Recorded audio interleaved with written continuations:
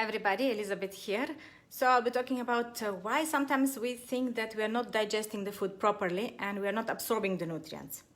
Right, so what are the symptoms that we may have if we are not digesting the food properly. So the symptoms can be gas, bloating, diarrhea, cramping, pain, excess gas, yes, yellow stools that float, then smelling stools, and weight loss even if you're eating well.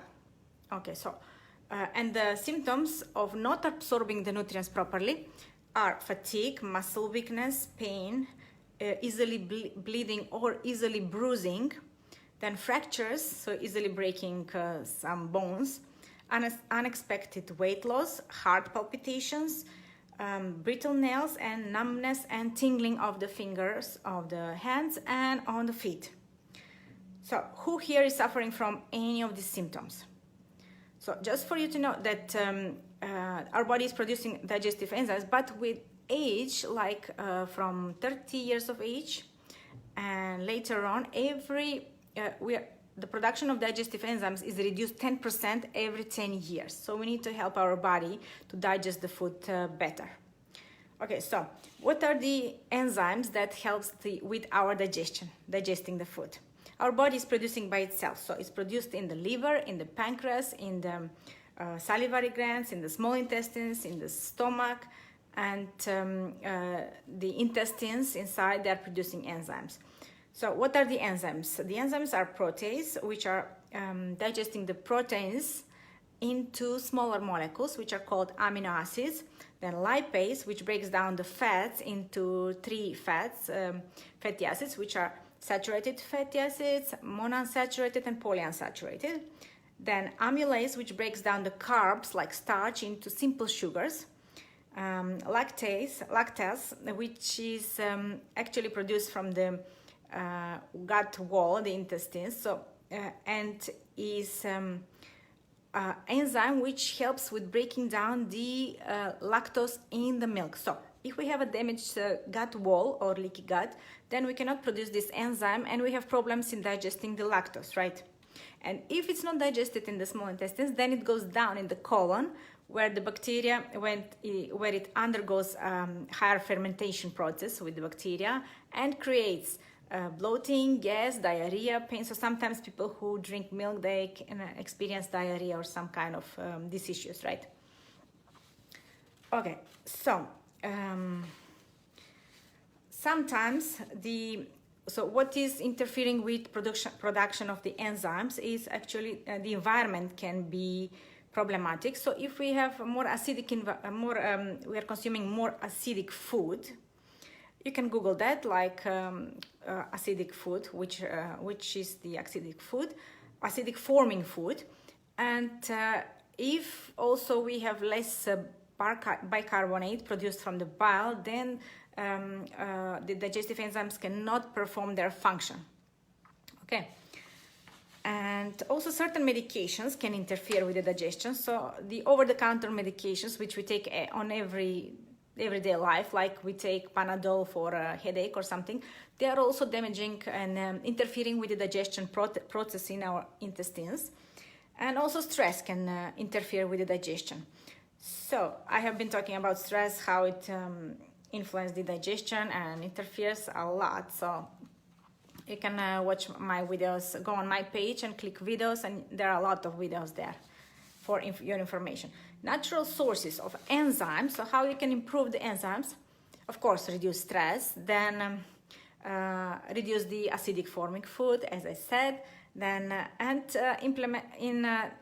eat more of this food like avocado, banana, ginger, honey, kefir, kiwi, mangoes, papaya, pineapple, and sauerkraut.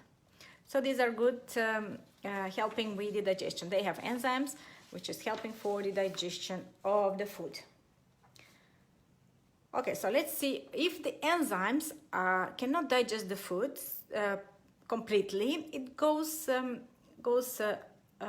like some food which has fiber, like beans and legumes and all the skin, the fiber which is in the food.